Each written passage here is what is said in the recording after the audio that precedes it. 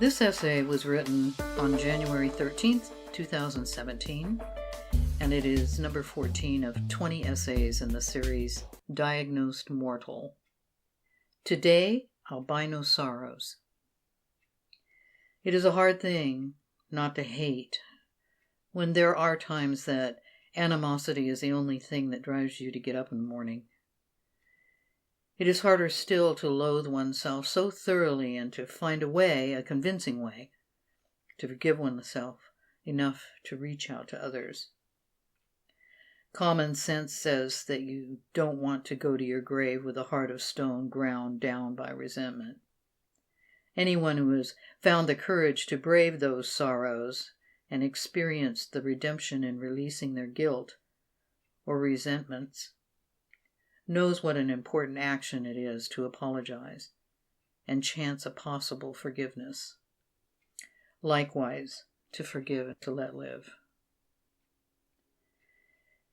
It is a great thing, a magnificent thing, to receive a message from someone from decades ago who found it in their heart to forgive themselves a slight they committed, and when they realized it later, it saddened them deeply. Then they followed through to apologize to that person. What a tremendous act of courage. I have received one of those apologies, and I can't tell you how pivotal it was for me. I was deeply touched by this. In truth, the slight itself was somewhat deserved, because at that time I was a serious piece of work, wired as I was to press people to their limits. It was only the delivery that was flawed. More important to remember is that we were all confused kids in those early years. We were built like adults and carried on loosely as such. And there were casualties, as, of course, common sense dictates there would be. Sense was not an operative word in those days. Sometimes we hurt each other. The fatalities cast the longest shadow across a life and cut the deepest.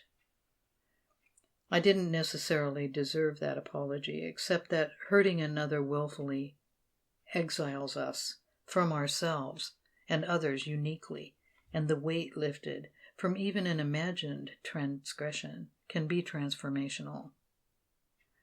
I hope it was transforming for this person, because no one deserves happiness more than they do, as I clearly recall their splendor and would want them to be able to drink deeply from their memories untainted by any guilt.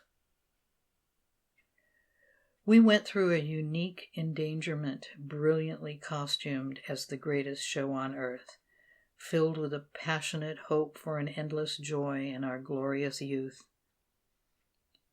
And while we have all our gilded memories of that time together as teenagers, in many ways, we blindly went through Hell, the musical. Thank you for listening. This audio file can be found with a corresponding blog post called Today Albino Sorrows at allthedifferentways.com.